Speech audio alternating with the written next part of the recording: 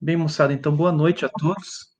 Eu vou iniciar nossa webconferência, já estamos no horário. Eu iniciei a gravação para que os colegas que não vão poder participar possam participar, assistir depois, né? E aí, para a aula de hoje, eu preparei uma sequência aqui, alguns tópicos para a gente discutir, que eu acredito que vão servir para a gente fixar os conceitos sobre álgebra booleana, sobre circuitos lógicos, mapa de Carnot e projeto de circuitos combinacionais, né? Então, lá no finalzinho da nossa aula de hoje, daí a gente vai ver, eu vou passar detalhes da atividade 5, né? A gente não vai chegar a fazer ela, porque ela é uma atividade que vale nota, né? Mas eu vou dar umas direções para vocês, né?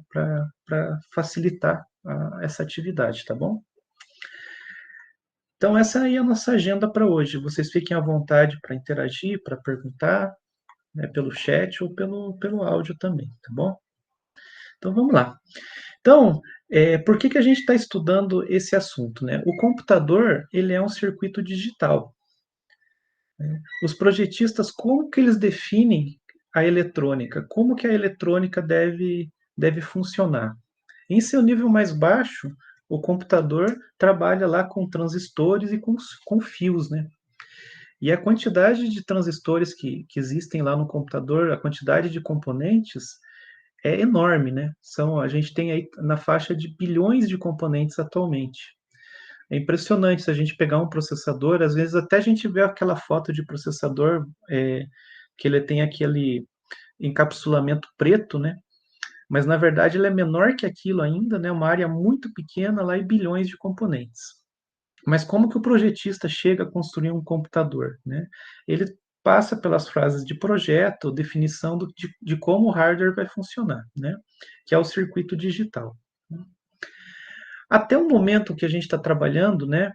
A gente está trabalhando com os chamados circuitos combinacionais, que são as atividades que estão para vencer agora, né?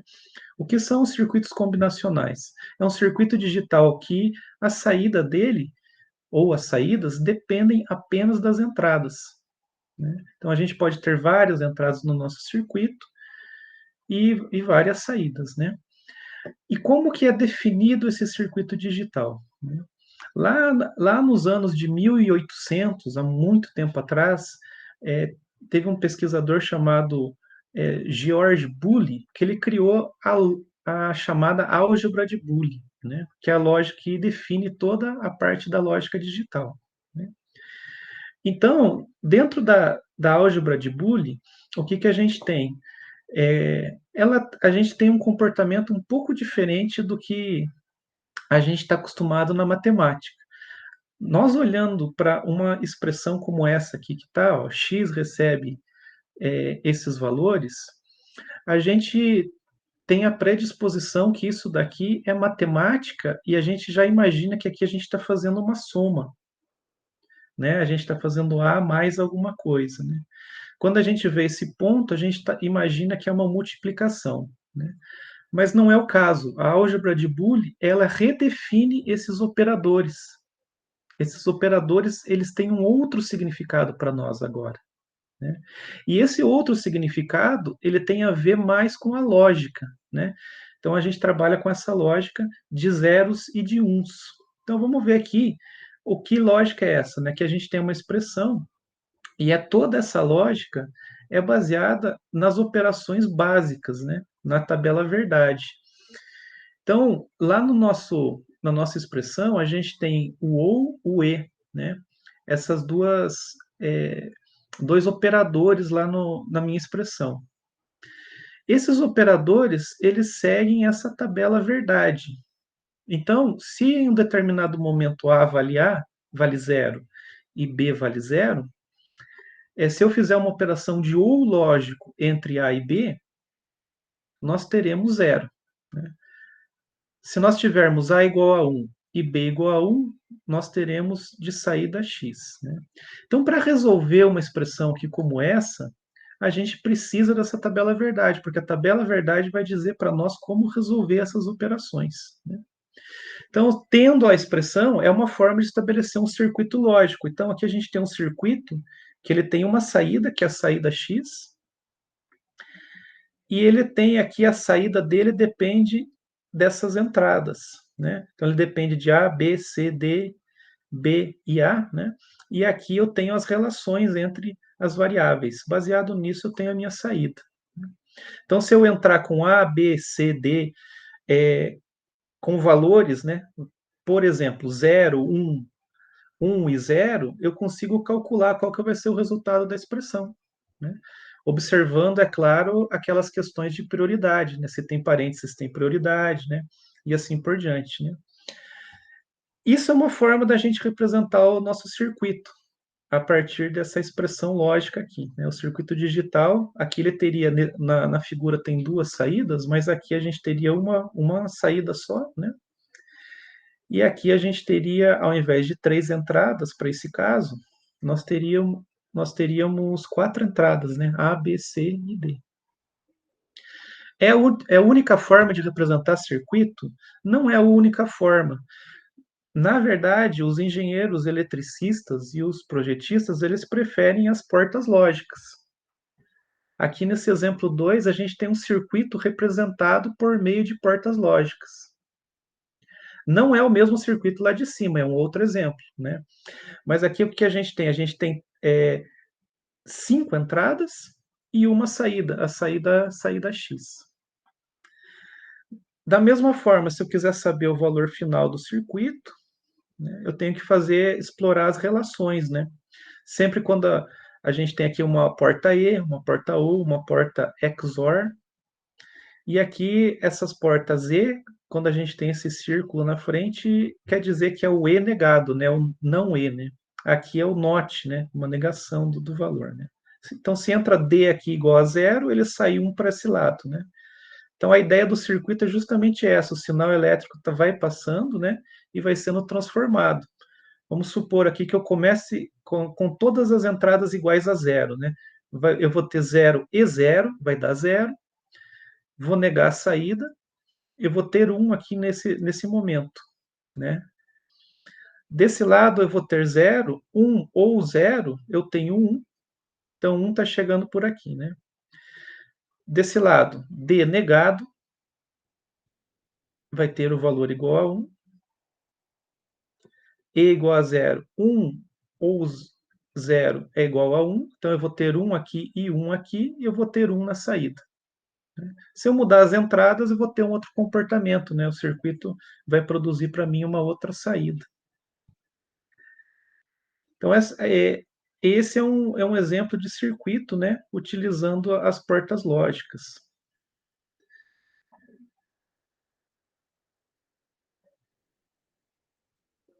Vamos imaginar que um projetista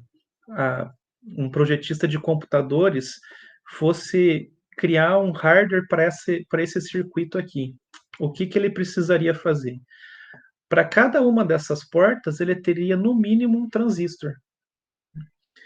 Aqui, eu teria aqui, então, no mínimo, né, 5 transistores para fazer essa ligação. Na verdade, dá mais um pouquinho que isso, né? Dá mais do que 5 aqui para fazer esse circuito funcionar, né?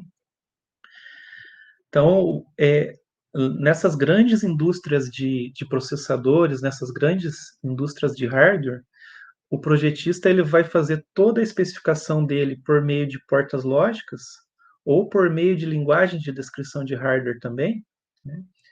e depois que ele faz o teste, a simulação, ele pode mandar para a fábrica produzir o hardware para ele, né? Existem grandes empresas, por exemplo, vocês já devem ter ouvido falar da empresa de processadores Intel, a AMD, e tem a ARM, por exemplo, né? A ARM é uma arquitetura de computador que é usada nos celulares. Então a gente compra lá um celular da marca Samsung. Ah, tem o processador Snapdragon, Axios, né? São dessa indústria ARM, né? A ARM é uma grande indústria que ela faz toda a especificação do projeto do processador e envia lá para a Samsung para fazer a produção, né, desses componentes, né? E é claro, aqui são bilhões de portas, né? Um processador moderno tem bilhões de portas, né? Ele precisa somar valores lá de 64 bits, multiplicar valores de 64 bits, né? Então o circuito é muito maior, né? Eu acredito que essa é uma das coisas mais fabulosas da computação. Apesar de coisas bem, a gente, a partir de coisas bem simples, construir coisas muito avançadas, né? A partir de circuitos simples como esses, né? Ligados em rede, a gente consegue ter, né? Fazendo esse circuito, né? É, um sistema muito maior. Então aqui são, aí essas portas vocês têm lá no material didático, né? A gente usa essas tabelas para resolver, né? As expressões, né? E resolver as, as equações, né? De álgebra booleana.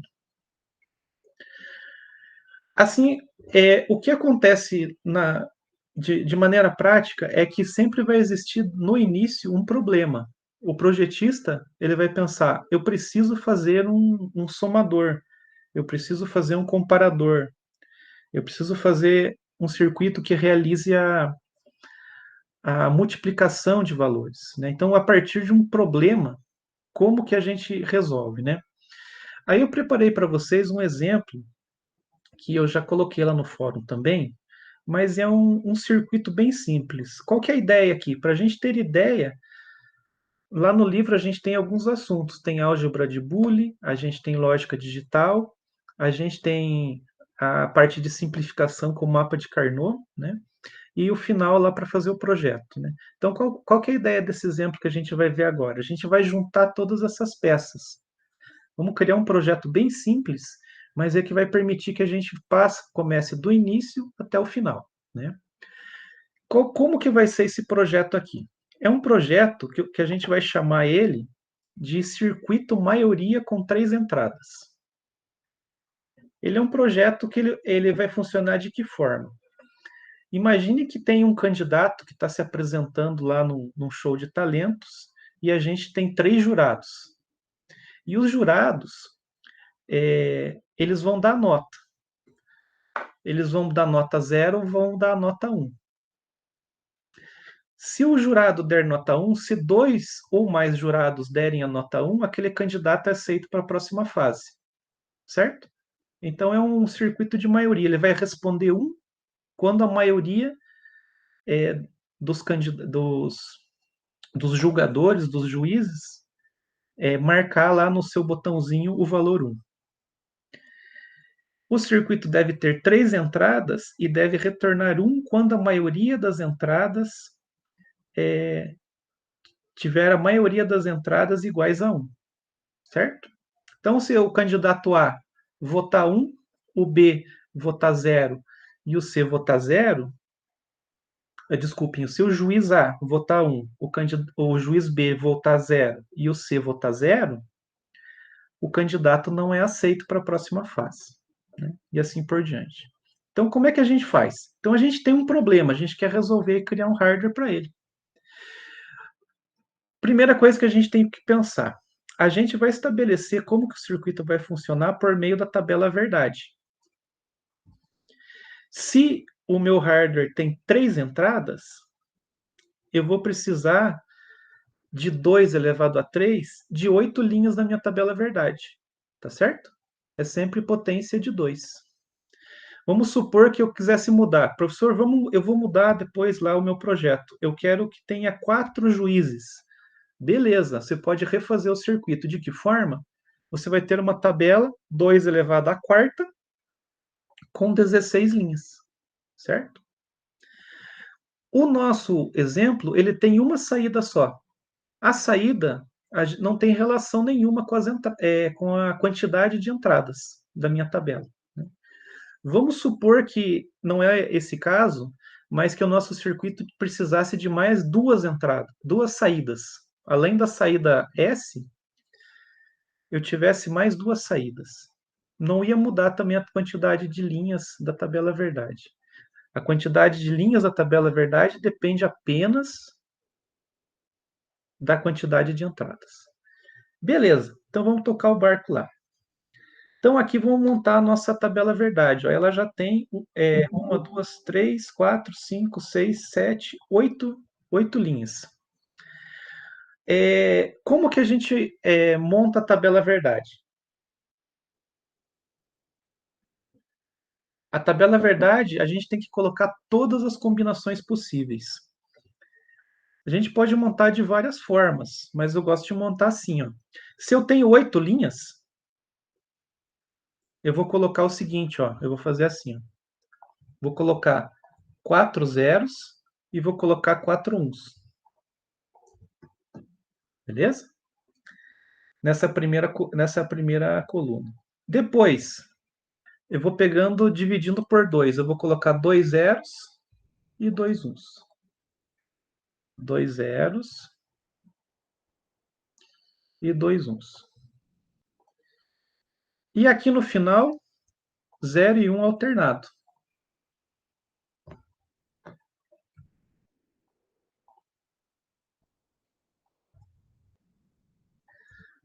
Então, aqui eu tenho todas as combinações da minha tabela verdade. E as linhas seguem a ordem crescente, né? 0, 1, 2, 3, 4, 5, 6, 7. Beleza? Né? É o jeito mais direto de montar a tabela verdade. É bom montar assim porque fica fácil também montar o mapa de Carnot depois, né? Agora vamos seguir em frente. Então, aqui, ó, a maioria das entradas é igual a zero, então sai zero.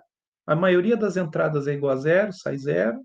Maioria igual a zero. Aqui não. Aqui a maioria é igual a 1. Aqui, nessa linha, a maioria das entradas é igual a zero, então sai zero. A maioria das entradas aqui é igual a 1, sai 1.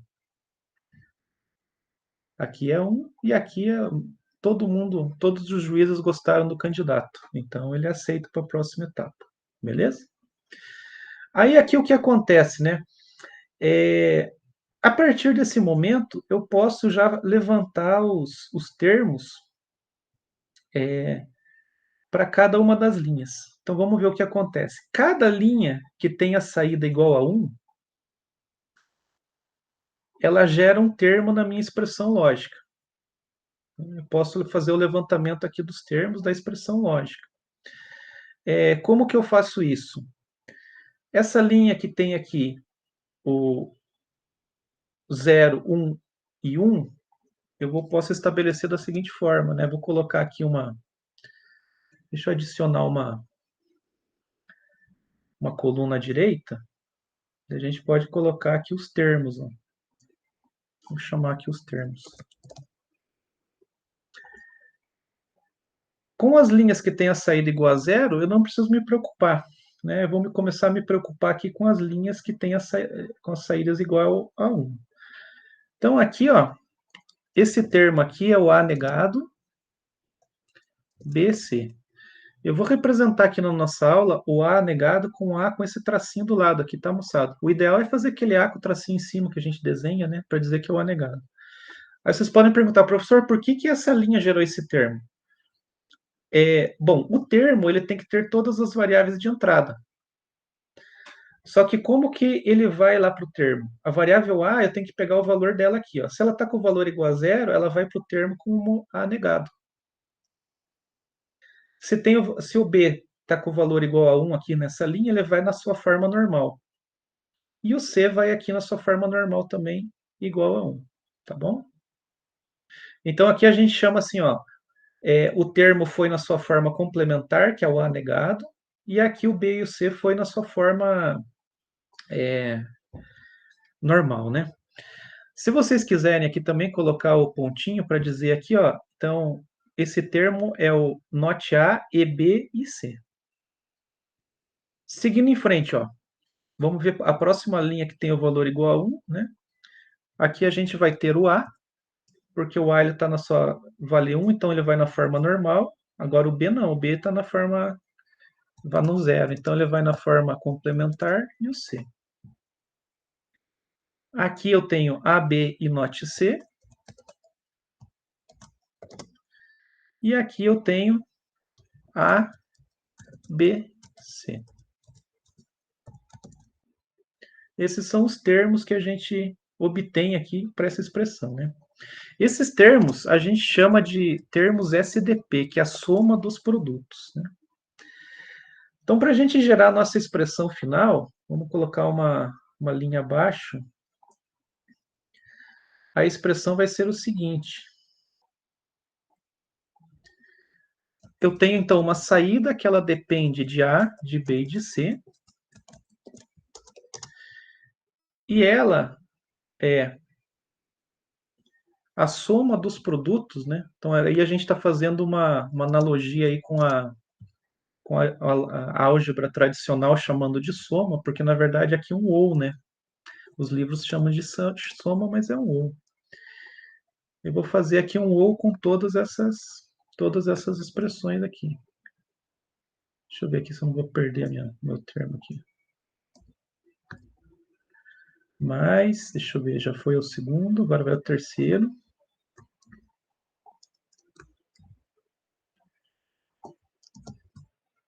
E agora vem esse daqui, ó, o ABC. Então, aqui o que acontece? Ó, se a gente fosse realizar o projeto, comprar os componentes, a gente já poderia criar um projeto a partir dessa expressão. A gente já sabe qual que vai ser o comportamento do circuito representado por essa expressão lógica aí. Beleza, moçada? Alguma dúvida? Querem comentar alguma coisa?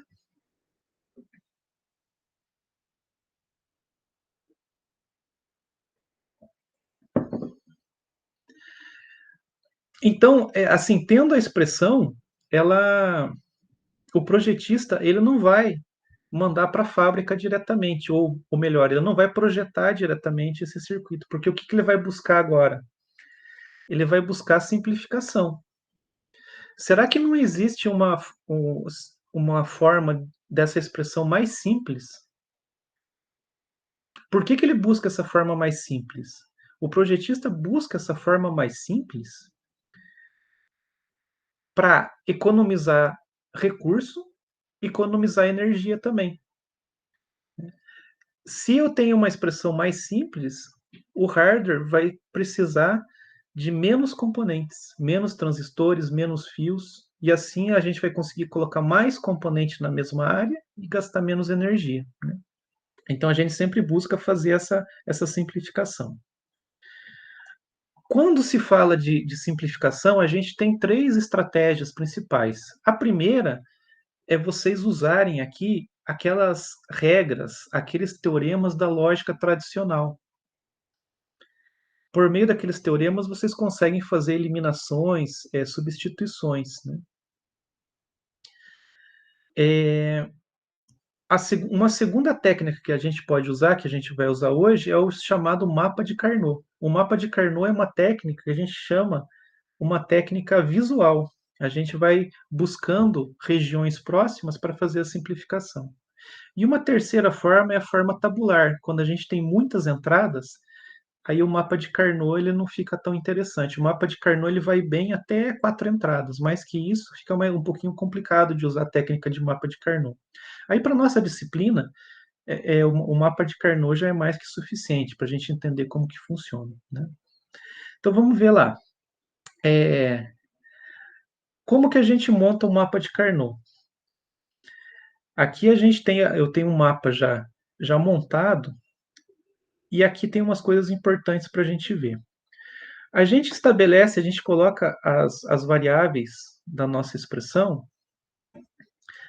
de forma de uma matriz. Então, desse lado aqui, ó, nessa dimensão, a gente tem os valores de A. Então, onde o A vale 0 e onde o A vale 1 aqui.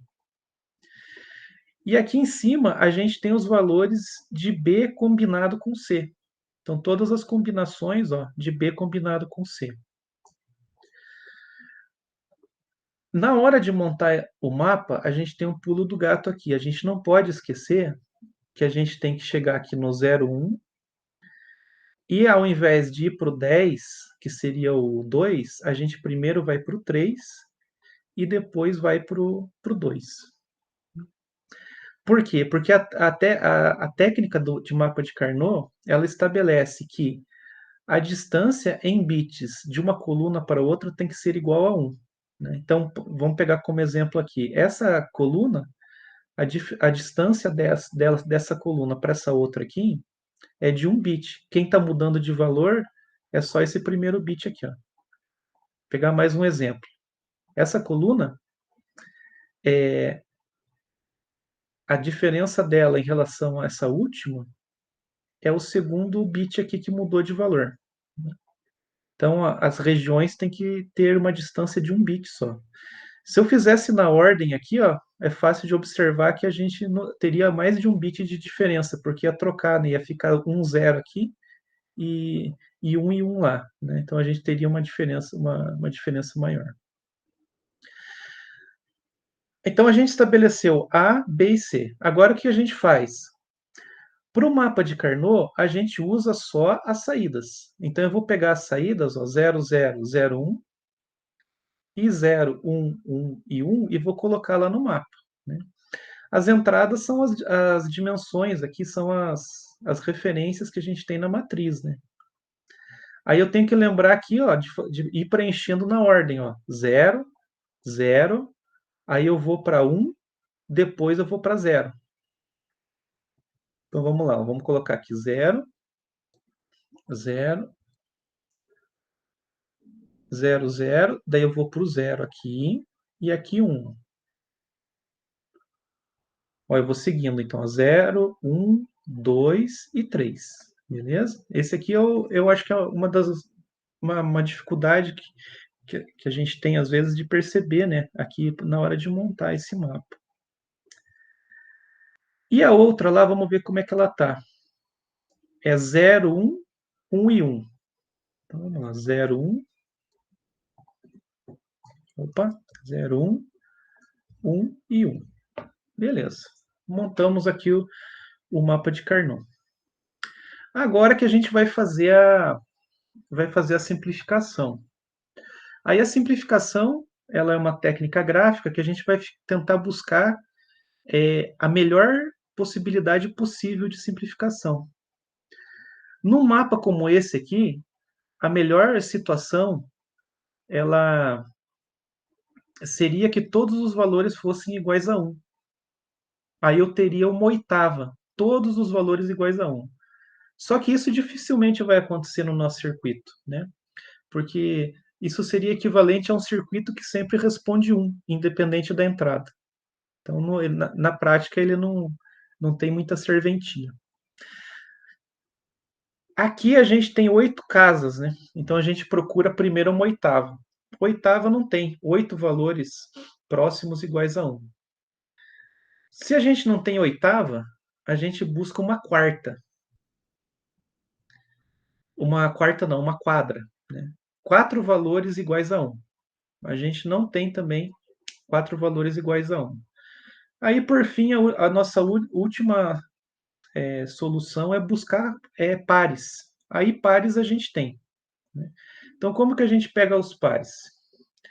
Eu vou pegar primeiro esse par aqui. Ó. Então, vou pegar aqui o desenhar.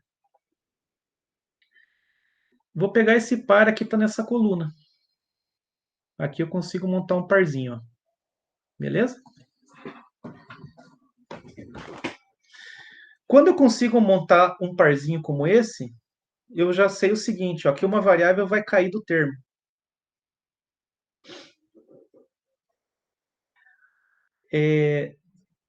qual variável vai cair do termo? Eu gosto de pensar assim, ó. Eu verifico qual variável trocou de valor.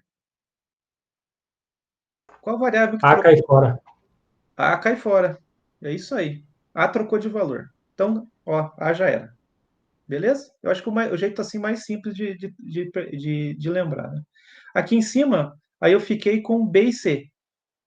Então, esse daqui vai ser o B e C.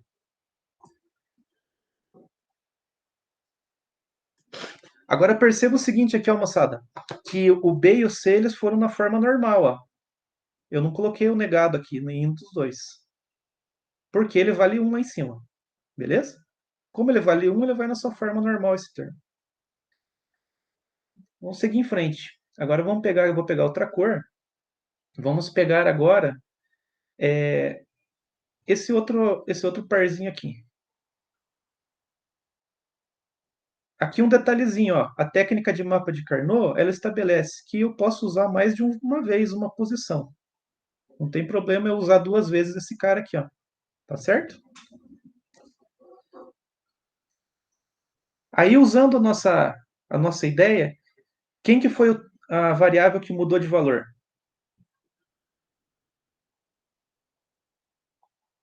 Vamos ver, ó. O B. O B, é isso aí. A gente está na região de A, ó, o A continua firme valendo 1. Então a gente já vem e já joga ele para o termo aqui, ó. A. E. Aí lá em cima eu vejo quem que foi que trocou de valor. Quem trocou de valor foi o B, ele cai do termo, eu jogo o C na forma normal, porque o C vale 1 nos dois casos aqui, ó. Aí fechou esse termo. E aí, por fim,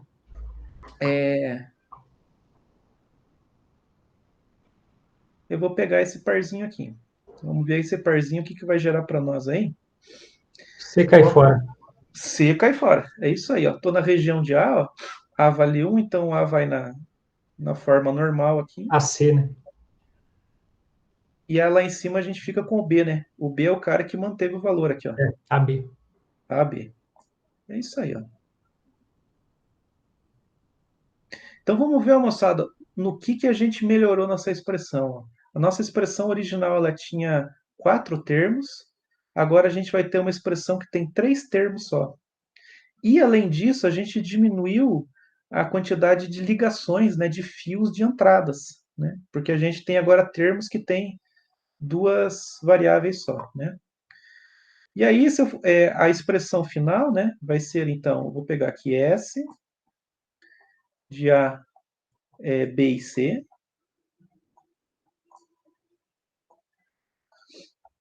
vai ser igual A e B,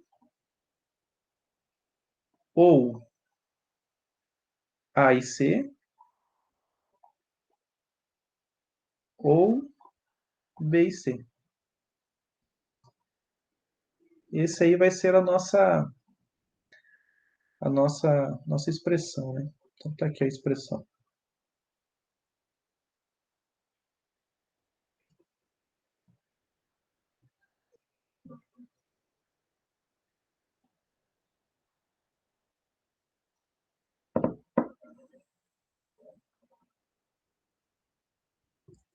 Aí, uma coisa também importante de mapa de Carnot é o seguinte, ó.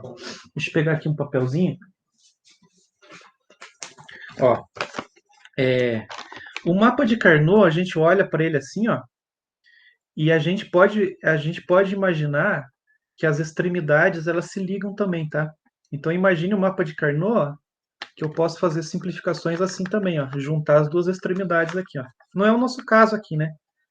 Mas eu posso juntar aqui as extremidades para fazer a simplificação. Então vamos supor que eu tivesse aqui no mapa, ó, nesse finalzinho aqui, ó, eu tivesse 1 e aqui eu tivesse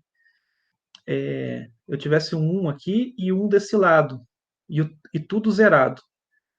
A gente olha e a princípio pensa, não dá para formar um par porque eles estão muito, muito distantes, né? Vou fazer com outra cor aqui para a gente ver, ó. Imagine aqui, ó, o mapa todo zerado e tendo um aqui e um aqui, ó. Aí a gente olharia para o mapa e ia pensar, não tem, né? Porque eles estão longe, né? Não estão longe do mapa, não tem como formar um parzinho. Mas não, eles estão próximos, né? Porque a gente tem que ter essa visão aí de mais de uma dimensão, né? De mais de duas dimensões. Então a gente pode juntar, ó, e simplificar esses dois caras aqui, ó. Faria um parzinho, uma situação hipotética aqui, né? Esse mapa não tem isso. Faria um parzinho aqui, ó. Aí eu ia ver, ó, tô na região de A, o cara que trocou de valor lá em cima foi o C. Ou o B, né? Desculpe. Né? O B trocou de valor, daí eu jogaria o termo C negado por termo. A variável C negado por termo. Beleza? Mas eu vou apagar aqui, que não é o nosso caso aqui, né? Vou deixar aqui só a nossa expressão.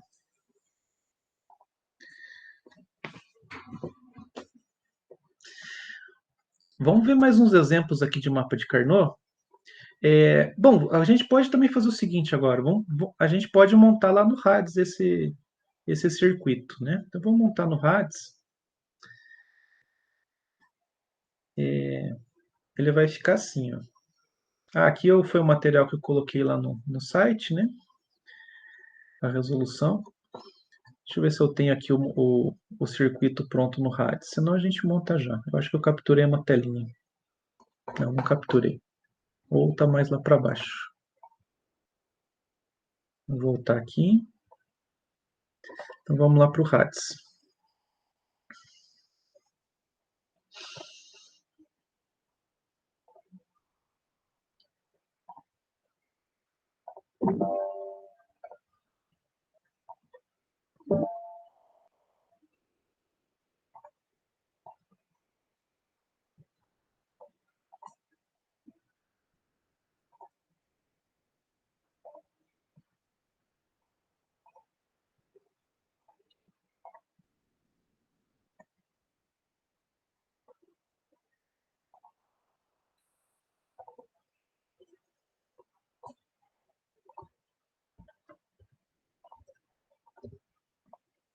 Vou pedir um novo aqui que é mais fácil.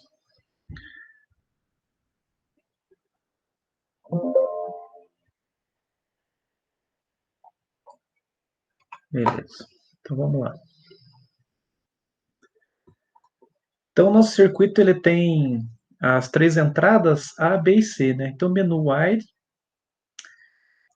create I/O, né? Create I/O, pino de entrada.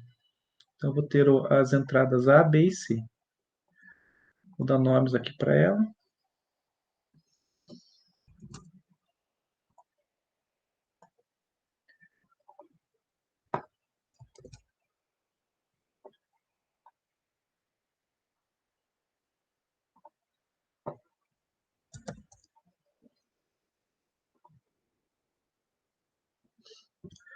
Aí eu tenho que realizar aqui, a nossa expressão ficou assim, né? A e B, ou B e C, ou A e C, né? Então a gente vai precisar fazer umas operações aqui com quatro portas Z, né?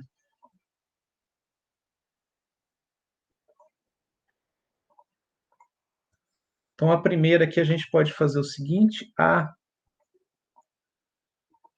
e B. A de baixo aqui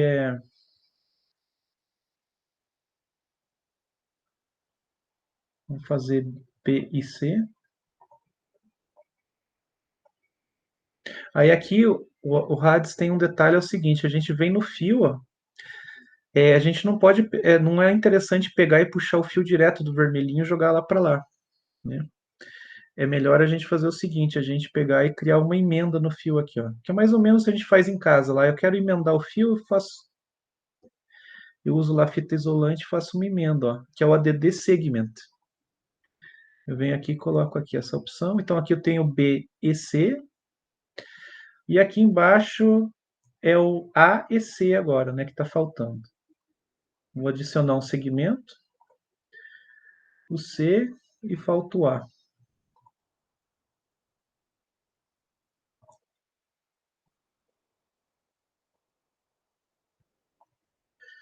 Ok? Agora a gente pode fazer a porta lógica, né? Aqui a gente tem duas opções. A gente pode colocar uma porta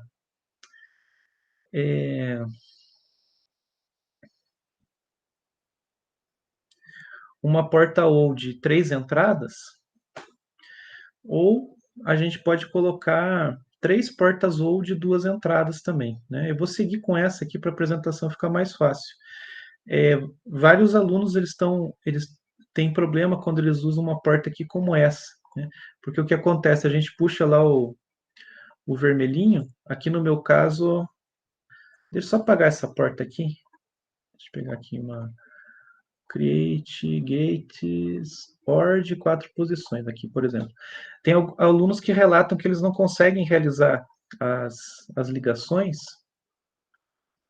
por causa desse grid. Deixa eu já mostrar aqui para vocês. Eu queria, na verdade, uma OR 3, agora sim. Não sei se vocês conseguem ver, mas o meu grid aqui, olha, está bem próximo os pontinhos da tela, né? Esse grid aqui, ó, eu acho que é 1/4 de polegada que ele chama, né? E eu acho que com esse grid aqui eu consigo fazer a conexão.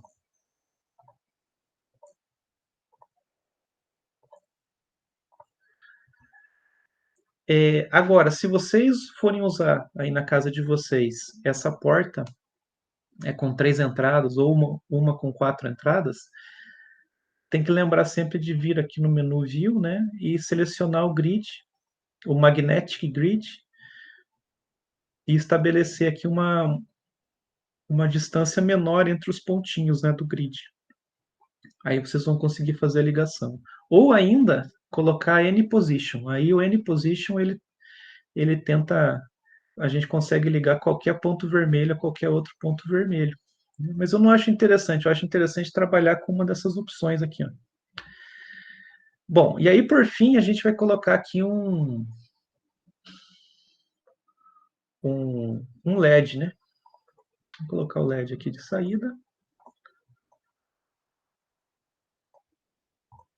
Então a gente já pode testar. Ó. Clicando aqui no vermelhinho, a gente vê se está funcionando o nosso circuito, né? Então, se ninguém votar, o candidato não é aceito. Vamos trocar o nome dele aqui, que aqui a gente colocou uma saída lá chamada de S, né?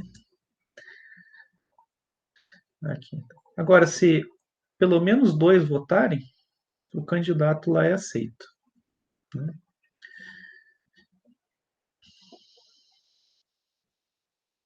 Aqui mais um exemplo. Está funcionando, né? Aqui no RADS tem também alguns componentes, dependendo do projeto, fica interessante. Tem aqui um Display X.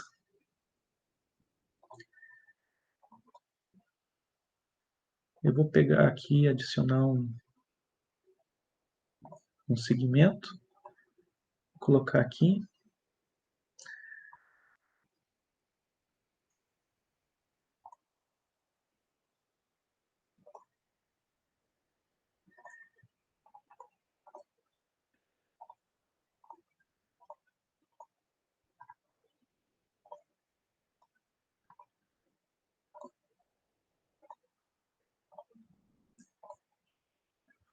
Aqui a gente consegue ver em relação a 0 e 1, né? Se for 1, lá o candidato é aceito. Que daí é igualzinho a tabela, nossa tabela verdade, né? Esse aqui é um display hexa, então ele tem, eu coloquei, eu zerei aqui a parte de cima dele, né? Então a única possibilidade de entrada para ele é entrar 0001 ou 0000, né? Dependendo aqui, eu peguei esse fio aqui do, do meu circuito.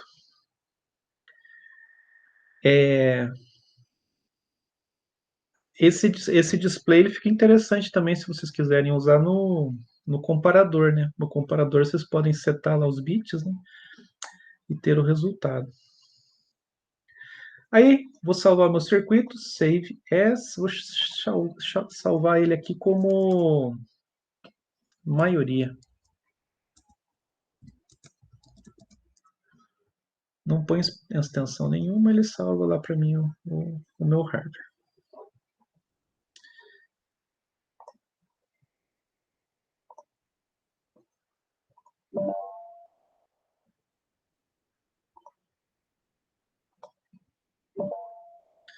Agora, voltando lá para nossa sequência, vamos ver mais uns exemplos aqui de simplificação. Então, vamos simplificar esse mapinha agora aqui, ó. Então, é um mapa de Carnot que tem x aqui nessa dimensão e tem y e z nessa outra dimensão. Aqui a gente vai usar aqui a minha ideia que eu peguei do papelzinho aqui, ó, da continha da Sanepar aqui que eu estou usando. Ó. Percebam que se eu fosse simplificar de uma maneira errada, eu pegaria um par aqui e um par aqui e mais um par aqui. Mas a gente tem que sempre buscar a melhor possibilidade, uma quadra, né? E essa quadra a gente obtém se a gente pegar o nosso mapa ó, e juntar essas duas extremidades aqui. Ó, né? Se a gente juntar essas duas extremidades, a gente consegue formar uma quadra. Então vamos lá. Vamos pegar aqui.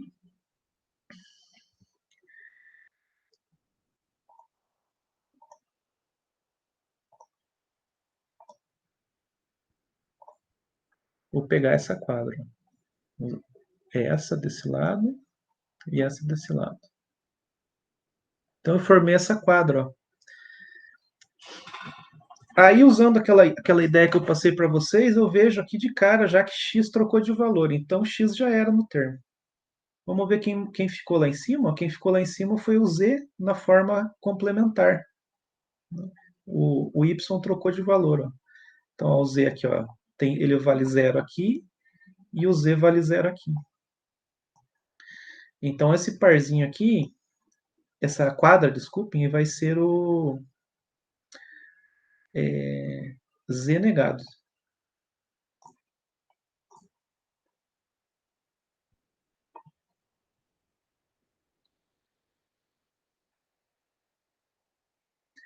E aí sobrou esse 1 aqui. A gente não pode deixar esse cara sozinho aqui. Vamos pegar ele e vamos juntar ele com esse parzinho. Juntamos aqui. A gente XY tem embaixo.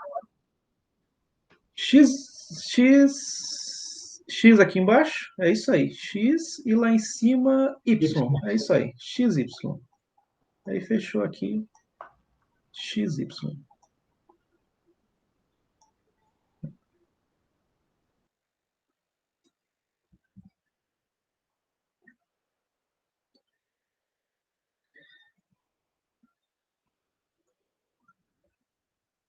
Tem mais um mapinha aqui, ó. Agora, esse mapinha, ele já é um mapinha parecido com o exercício de vocês lá. O exercício de vocês vão chegar num mapa assim. Aquele de conversão de código, né? O código Gray. Aí, nesse mapa, o que a gente tem, ó?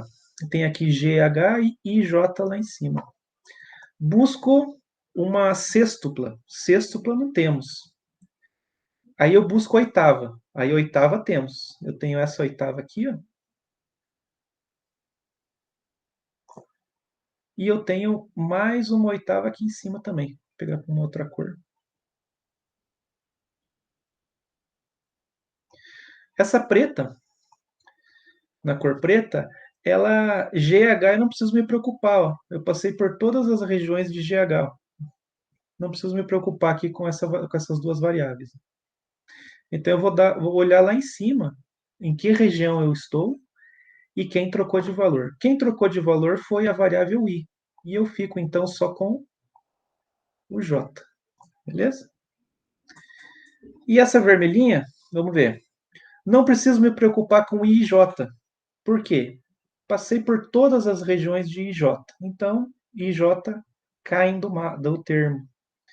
Eu vejo aqui quem manteve o valor. Quem manteve o valor foi H. Aqui ficou a quadra H. Simplifica muito, né? Simplifica muito, cara. Muito mesmo. Tem alguns exemplos também que o hardware tem umas saídas don't care. O don't care o hardware naquele ponto ele fala assim, tanto faz. Né? Aí é melhor ainda, porque daí a gente pode usar ele como se fosse um coringa. Né?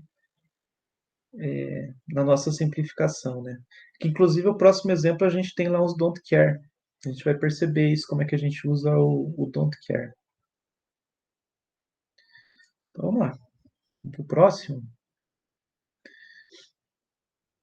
Daí a expressão, né, eu não comentei, mas a expressão está aqui, ó. F de G, H, I, J. Agora ela depende só de J mais H. O projetista, ele diminuiu a quantidade de portas, eu tenho só uma porta ou aqui, e o projetista diminuiu a quantidade de fios, porque ele só precisa dos fios que vêm de J e vêm de H. As outras variáveis ele não vai precisar usar nessa parte do hardware. Agora vamos ver um projetinho que é um pouquinho mais complicado, mas ele vai aparecer o don't care, né? Vamos imaginar o seguinte agora, que nós somos um projetista de hardware e a gente quer projetar um circuito combinacional do mesmo jeito que os anteriores. A saída só depende das entradas. Não tem memória ainda, né? Que realize a divisão inteira. Divisão inteira, o que é? A gente quer que o hardware faça para nós o seguinte, que ele pegue o valor de A, divida A por B e dê o resultado.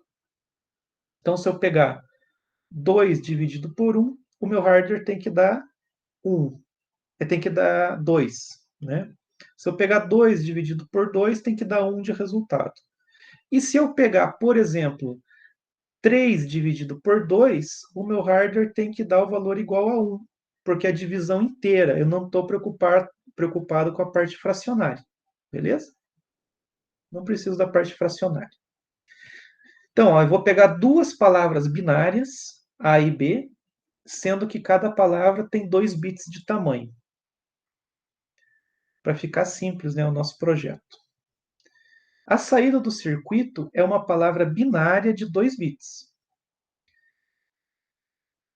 Projete também uma saída adicional chamada de DZ, que terá valor igual a 1 quando ocorrer divisão por zero.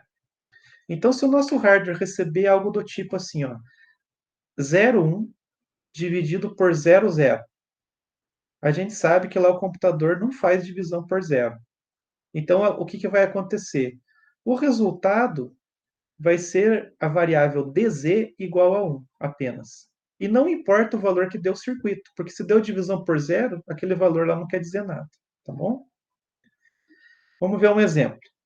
Se as entradas A1, A1 é igual a 1 e A0 é igual a 0, e B1 é igual a 1 e B0 é igual a 0, então as saídas serão C1 igual a 0 e C0 igual a 1. Aqui a gente tem a representação lá do número binário. Ó. Então a gente tem aqui o número 2, ó.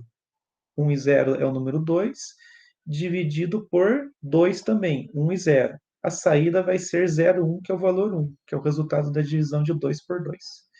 E o DZ é igual a 0, porque essa divisão a gente conseguiu fazer, né? Ela não foi, o denominador não tinha o valor 0. Então vamos ver. A tabela verdade de 16 linhas com 4 entradas.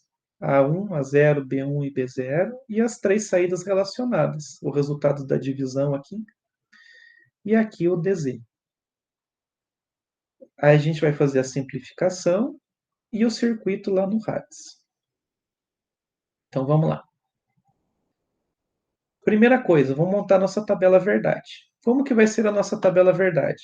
A gente tem 4 entradas, já matamos a questão de quantas linhas precisa. A gente vai precisar 2 elevado à quarta, a gente vai ter 16 linhas.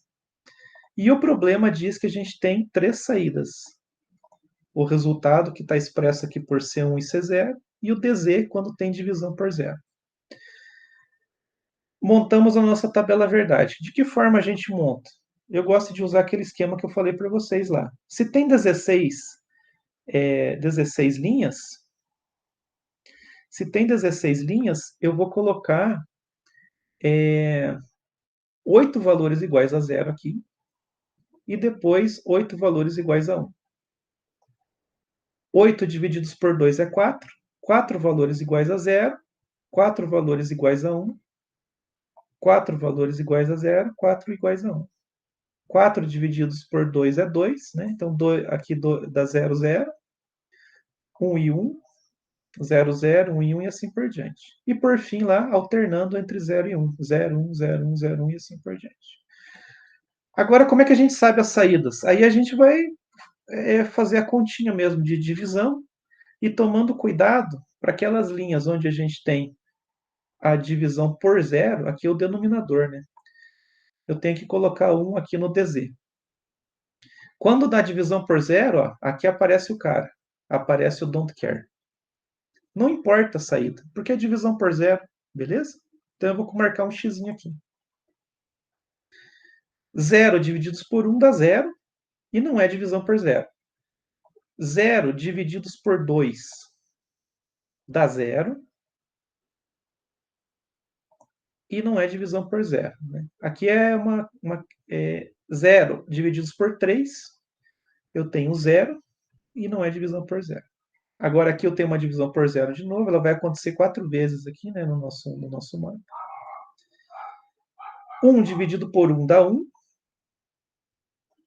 1 divididos por 2 dá 0. Seria 0,5, mas a gente pega só a parte inteira. 1 dividido por 3 dá 0. Aqui eu tenho uma divisão por zero de novo. Ó. Então aqui eu sinalizo lá a divisão por zero. 2 dividido por 1 dá 2. 2 por 2 dá 1. 2 por 3 dá 0. 3 por 0 é divisão por 0. 3 por 1 dá 3. 3 por 2 dá 1. E 3 por 3 dá 1. Então, a gente tem aqui. Agora, o que vai mudar em relação à maioria? Em relação à maioria, muda o seguinte agora, porque agora a gente vai ter 3 mapas de Carnot. Um mapa de Carnot para cada saída. Lá na atividade do código Gray, a gente vai precisar de 4 saídas. Então, são 4 mapas de Carnot. Beleza? E agora, o que a gente vai fazer, então? A gente vai preenchendo o mapa para C1, para C0 e para DZ. Então, aqui eu já trouxe o preenchimento. Ó, o preenchimento a gente tem que tomar o seguinte cuidado. Ó. Vou lembrar vocês de novo. Ó, x0, 0, 0. Então, eu tenho que lembrar que eu vou colocar aqui ó, x0, 0, 0. Depois, x0, 0, 0, x0, 0, 0. Pulo do gato aqui, moçada. Eu tenho que lembrar que eu tenho que dessa linha, ó, pular lá para a última linha. Aí eu coloco os valores lá, ó, x1, 0, 0. E aí eu volto para pegar essa intermediária e colocar aqui. Beleza? Tem que tomar cuidado com isso, ó, porque ó, percebam a quebrada da linha. Ó. Linha 0, 0, linha 0, 1, linha 1 e 1. Ó. Tem que pegar esses caras aqui. Ó. Linha 1 e 1. E a linha 1 e 0. Que são esses aqui. Né? Certo? E agora vamos lá para a simplificação. Então, olhando aqui para o mapa, o X, moçada, o X é coringa. A gente usa ele se a gente precisa dele. Se ele ficou sozinho no mapa, a gente não precisa se preocupar com ele, tá bom?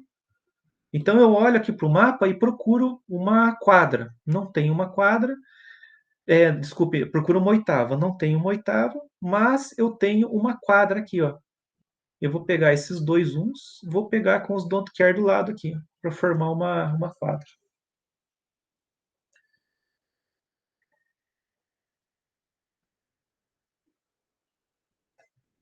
E aí vai ser qual a quadra? A1 permaneceu com um valor igual a 1 aqui, ó. Deixa eu aumentar aqui para a gente ver melhor, né? Então, aqui ó, permaneceu o A1, vai para o termo, na sua forma normal. E lá em cima, quem permaneceu foi o B igual a zero. Ó. B igual desculpem, B1 igual a zero. E ele vai para o mapa, então, na sua forma complementar. Então, a gente já tem a expressão para aquela saída C1 aqui, tá bom?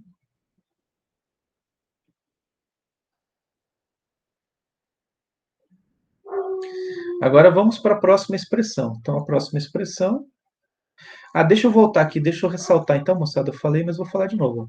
Esses caras aqui, eu não me preocupo com eles. Ele é coringa. Eu uso ele se eu precisar só dele. Ele não gera termo lá na expressão, tá? Agora aqui o C0. O C0, eu consigo pegar uma quadra aqui, que é a quadra 1 e 1, A1 e A0, essa aqui. Eu consigo pegar uma quadra aqui, que é a quadra A0, not B1, e aqui eu consigo pegar essa quadra juntando as extremidades, que vai ser a quadra A1, e lá em cima quem não trocou de valor foi o B0 negado. Então, essa daqui é a expressão para o C0. E, por fim, a expressão lá para o DZ. O DZ, o mapa dele é bem intuitivo, né? Porque ele tem valores iguais a 1 quando o denominador, que está aqui em cima, ó, o B1, B0, é igual a 0, né? Então, ele dá esse mapa aqui. Ó. Sempre quando o B1 e o B0 ambos forem iguais a 0, eu tenho 1 aqui na saída. Né? E aí, fazendo a expressão, no final das contas aqui eu vou ter, ó, o DZ vai ser not B1 e not B0. Aqui a gente já dá para perceber o comportamento, né? Quando que o DZ tem que ser sinalizado? Quando eu entrar com 0 e 0 no denominador. Se eu entrar com 0, 0 no denominador, ele vai passar por aqui, o 0 vai tornar-se 1, o outro 0 torna-se 1, 1 e 1, eu tenho 1 de saída. É a única condição que eu tenho 1 de saída, né? Com os dois valores iguais a 0. Né? A gente já consegue, por intuição, ver o problema aí, né? Aí, a partir desse circuito, a gente pode ir lá para o RADS, né? O circuito está aqui, mas eu tenho ele pronto lá também. Vou pegar ele.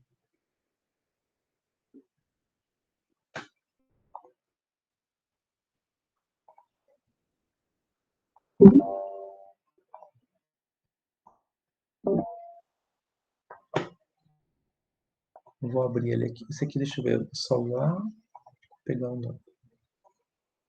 Que é o divisão inteira. Então, ele está aqui. Ó. Então, aqui é o numerador, A1 e o A0. O numerador, né? Aqui o denominador. Ó, se eu marcar 0 e 0 aqui, ele já sinalizou para mim aqui embaixo. Ó. Aqui é a minha saída da divisão por 0.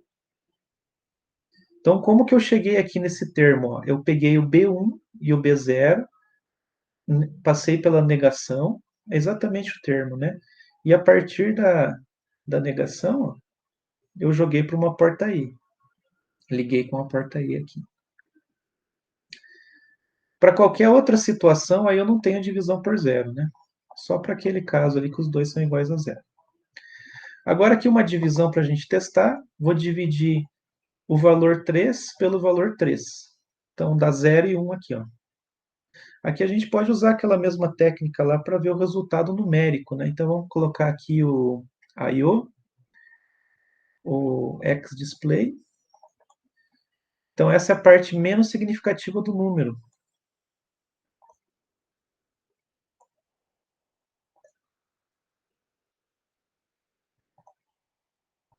E essa aqui é a parte mais significativa.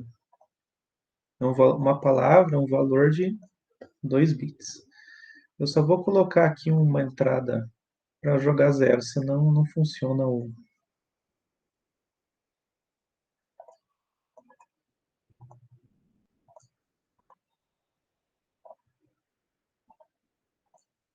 Aqui.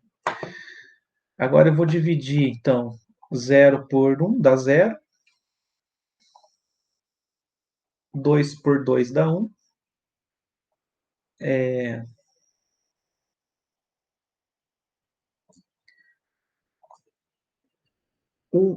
2 por 1, 2 por 3 dá 0, né? E assim por diante, né? Percebam aqui o don't care, ó. O don't care ele leva essa situação, né? Porque como eu coloquei don't care no mapa, a gente está enxergando um 3 aqui, mas o nosso circuito estabelece, ó, que se tem divisão por zero, eu tenho don't care lá, não importa o que vai sair lá, né? Então aqui está saindo um 3, mas se eu tenho a divisão por zero, eu não tenho aqui 2 dividido por 1, né? Então aqui está valendo, né? Quando eu tenho o DZ, eu nem olho lá para o resultado, porque era o don't care, né? Não importa o resultado que sair lá. Da mesma forma, se a gente quiser ir melhorando aqui nossa simulação, a gente pode colocar aqui um X switch. O X switch aí é uma entrada hexadecimal. Eu posso estabelecer qual entrada eu quero colocar aqui e aqui ele joga a saída, né? Então daí eu vou usar essas duas partes de baixo, né? Eu consigo ver daí, eu quero dividir 1 por 2, né? Eu vou colocar 2 displays desses daqui, faço a ligação e vejo lá o resultado. O X display ele serve para entrada, o switch ele serve de entrada e o X display aqui a gente usa como saída.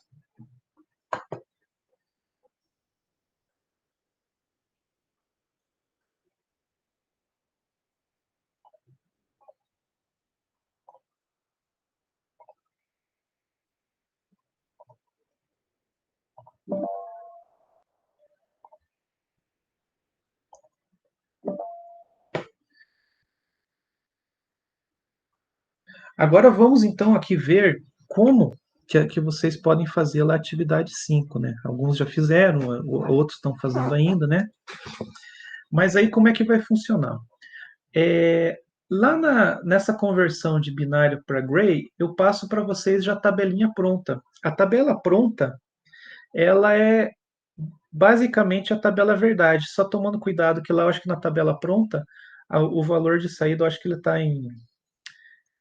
está em decimal, né? Agora me fugiu se ele está em decimal ou em binário já. Se tiver em binário, a tabela verdade vocês vão montar diretamente, ó, as entradas e o que deve sair, a conversão do 1 para gray, né?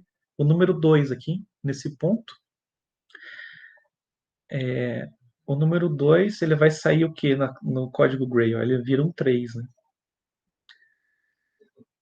Então a distância aqui vai ser sempre de 1 bit, né? O código gray tem essa característica, né? Então a sequência aqui, a diferença de um valor para o outro na sequência é sempre a diferença de 1 bit só. Então, para vocês montarem a tabela verdade lá na atividade 5, vocês vão apenas utilizar, né, a própria tabela que vocês já têm lá. E aí os mapinhas, como vão ser os mapinhas, né? Não vou fazer para vocês, mas aqui tem um exemplo, ó.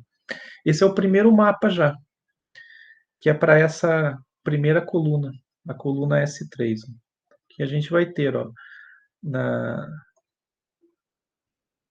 a gente vai ter lá no exercício, vai ter uma oitava, né, que a gente vai poder simplificar por meio de uma oitava. No exercício não tem don't care, a gente não vai poder usar don't care, né? O problema não estabelece isso. A gente tem uma conversão direta. Mas então, a ideia, então, qual que é a ideia para essa atividade? Vocês montam a tabela verdade, montam o mapa de Carnot, estabelecem lá os termos, né? Aqui nesse caso a gente vai ter o termo, quem manteve o valor foi só A, então aqui a gente vai ter o valor de saída igual a A para essa coluna, né? E assim por diante, vocês vão ter 4 mapas de Carnot como esse aqui, ó. Vocês vão precisar de 4 mapas, né? De Carnot como esses aqui. E aí, a partir do momento que vocês têm esses mapas, vocês podem criar o circuito lá no RADS, né? Aí, no momento de submeter a atividade, vocês mandam um relatório, né, o projetinho no Word, e mandam também o arquivo que tem a extensão HDS, que é a saída do simulador RADS.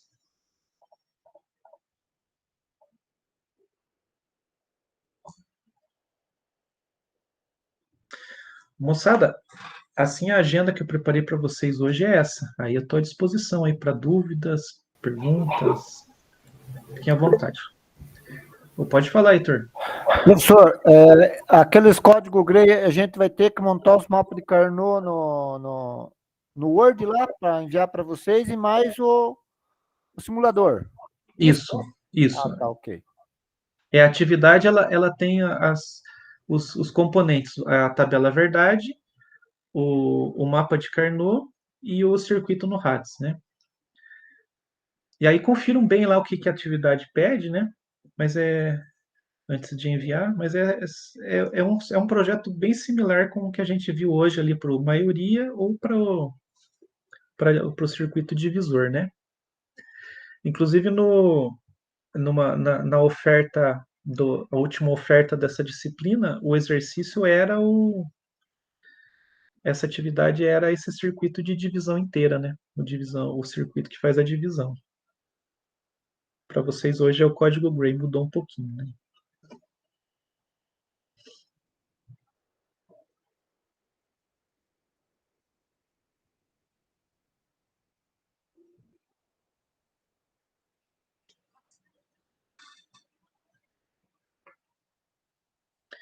Esses circuitos que a gente está vendo até o momento, né, dessa atividade, são os combinacionais.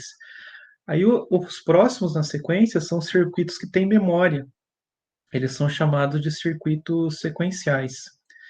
Aí quando a gente tem um circuito sequencial, aí a gente não tem mais tabela verdade para ele. A gente não tem como estabelecer para uma determinada entrada uma saída, porque a saída depende da entrada que eu estou aplicando, mas depende também do estado interno. Aí vocês vão buscar lá no livro, vocês vão encontrar lá os circuitos chamados de LET.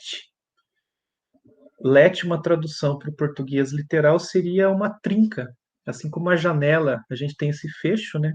O LET é trinca, no sentido que a gente vai prender um bit lá dentro do circuito.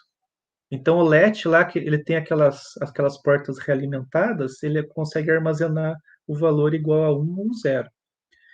Aí, uma evolução do flip-flop, do LET é o flip-flop, que ele serve para o mesmo propósito.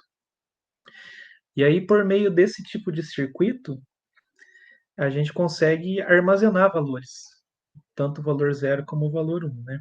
Que não foi o tema de hoje. Hoje é o circuito combinacional, que são os circuitos mais simples. Lá no processador, para ele conseguir realizar as operações, ele tem muita área de memória interna. Ele tem lá uma área de memória principal dele, que são os registradores. Os registradores, a ideia, assim, mais ou menos, é como a gente está assistindo uma aula, e aí o professor passa uma conta no quadro, a gente anota essa conta aqui no nosso caderno e faz a conta aqui no nosso caderno. O processador, ele faz isso o tempo todo, ele busca uma instrução lá na memória para executar essa instrução, ele traz as informações lá para o caderninho dele, que é o banco de registradores, e ele faz a operação e, se necessário, ele devolve o valor para a memória principal. Para isso, ele usa esses registradores. E esses registradores, eles são formados por esses circuitos sequenciais, né? Circuitos que têm memória, que a gente vai ver daí na próxima webconferência. Um outro uso também de circuito sequencial, vocês certamente já ouviram falar assim, vocês vão comprar um processador e o processador, o vendedor fala para vocês assim, ó, esse processador é melhor que o outro porque ele tem mais memória cache. Já ouviram isso? Né? Essa memória cache, ela tem lá, por exemplo, 1 megabyte de tamanho, 512 kilobytes de tamanho, ela fica dentro lá do processador. E ela é feita por meio de circuito sequencial, transistores que podem armazenar 0 ou 1, né? Aí é um outro tipo de circuito que consegue fazer essa gravação de valores, né? Se a gente pegar como exemplo um processador desse computador que eu estou usando aqui, ele tem lá, ele trabalha com, vocês já devem ter ouvido falar que o processador é um processador de 64 bits, né? Já ouviram essa expressão? Lá no passado a gente tinha processador de 32 bits, e bem mais lá no passado era processador de 16, de 8 bits de tamanho. O que quer dizer isso? Né? Um processador que trabalha com palavras de 64. Ele consegue processar essas palavras. Então, lá internamente dele, ele tem um banco de registradores que tem palavras, registradores de 64 bits. Lá no passado, lá na década de 80, década de 70, os processadores eram de 16 bits. Aí os registradores eram de 16 bits e ele processava as informações em 16 bits, né? Que é um dos parâmetros para a gente ver se o processador é melhor que o outro, é mais rápido, né? Não é o único, né? A gente tem o clock, tem a quantidade de memória cache que também influencia na velocidade do processador, né? Exemplos desses circuitos que a gente viu hoje, onde a gente encontra lá no processador? O processador ele tem uma unidade lógica aritmética. Essa unidade lógica aritmética faz soma, subtração, multiplicação. É um circuito que é, é um circuito que ele ele vai receber essas palavras, né? E ele é previsível, né? A gente tem uma operação que vai sair lá no final, né? Então daí a gente tem circuitos em sua grande parte combinacionais, né? Que fazem essas operações também. Operação de deslocamento, né? Eu tenho uma palavra, tem um valor na palavra, eu quero deslocar para a esquerda, para a direita. Instruções de comparação, né? Quero comparar dois valores para saber se eles são iguais, que inclusive é uma atividade também de vocês, né? Fazer um circuito comparador com uma palavra de 4 bits. Vai estar dentro do processador lá na unidade lógica aritmética.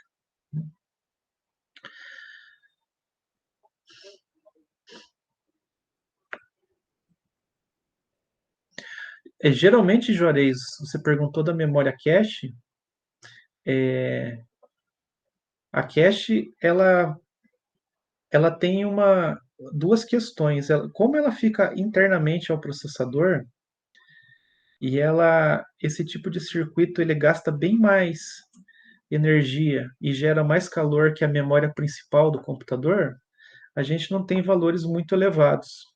Geralmente a memória principal ela, ela é bem maior do que a memória cache, né? Então a relação vão pegar um processador, vocês vão comprar um processador, o vendedor fala, desculpem, vocês vão comprar um computador e o vendedor fala para vocês, esse computador tem 16 GB de memória.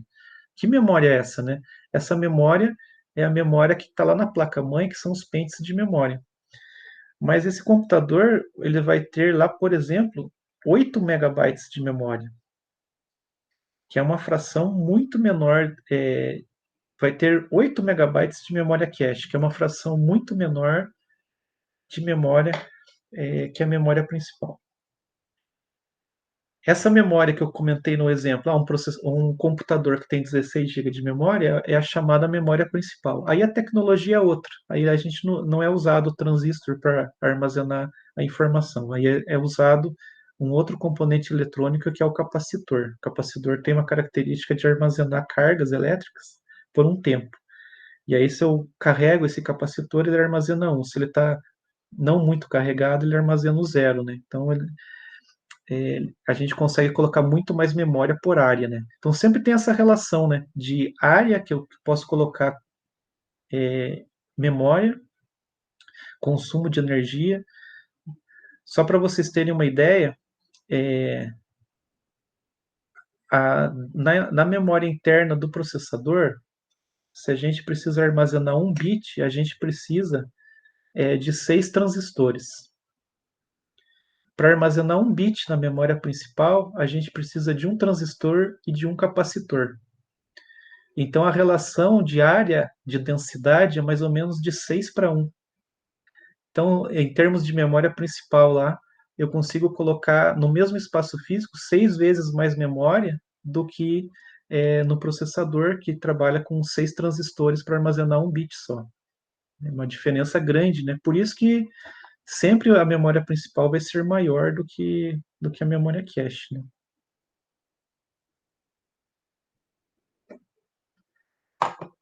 E a questão dos 64 bits, os projetistas sempre pensam na questão de padrões, né? De quantidade de fios, né?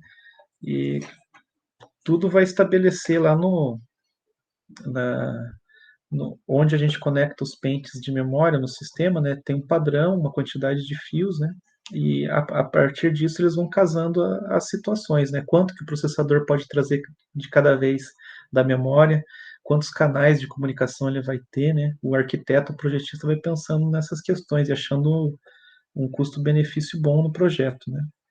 Agora a configuração pode ter de vários tipos, né, computadores aí que não são direcionados assim para a gente usar em casa, que são usados para grandes servidores ou até mesmo para processamento científico, eles têm configurações bem diversas, né?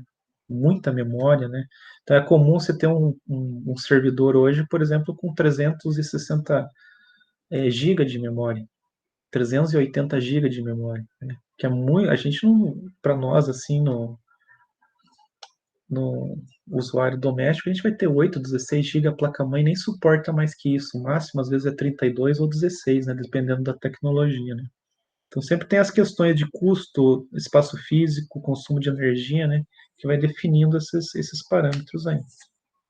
Mas aí, esse assunto de circuito sequencial, a gente vai vendo aí numa próxima webconferência. Eu acho que a gente tem uma logo no início de maio, daí a gente trata desse assunto dos circuitos sequenciais e dos elementos de memória, né? Os tipos de memória diferentes que a gente tem no computador. E que vai fechar também com a próxima atividade. Tem uma atividade lá que relaciona circuito sequencial, né? E tem uma atividade que relaciona uma questão de compra de computador, né? Como que a gente diferencia, como que um computador é melhor do que o outro, quais são as características de um e de outro, né? Vendo lá o site do fabricante. Essa atividade é para ver essa questão aí. Né?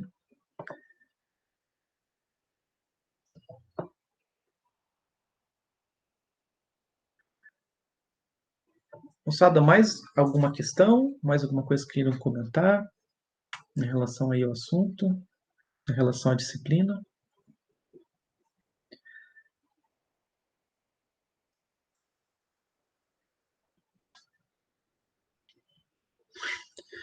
Se vocês tiverem, então, assim, mais alguma dificuldade para fazer o exercício, entre em contato lá pelo e-mail, pelo fórum, como vocês acharem melhor, né?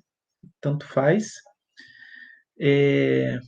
Se for necessário, a gente marca também uma sala virtual, né?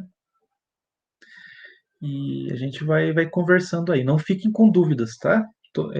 Todo dia eu entro lá no fórum lá para discutir, para ver se vocês têm dúvidas, né? E, e e-mail também, alguns mandam um e-mail, né? Então não fiquem com as dúvidas aí. Entrem em contato aí sempre que vocês precisarem, né? Para mim é uma satisfação discutir com vocês, conversar e trocar ideias, né? Trocar conhecimento com vocês, tá bom? Eu agradeço então a presença de todos e dessa forma eu vou finalizar a nossa webconferência. Desejo uma boa noite a todos vocês e bons estudos aí na nossa disciplina, tá certo?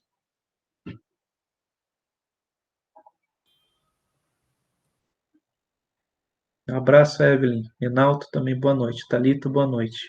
Obrigado. Valeu, boa noite. Obrigado. Valeu, até.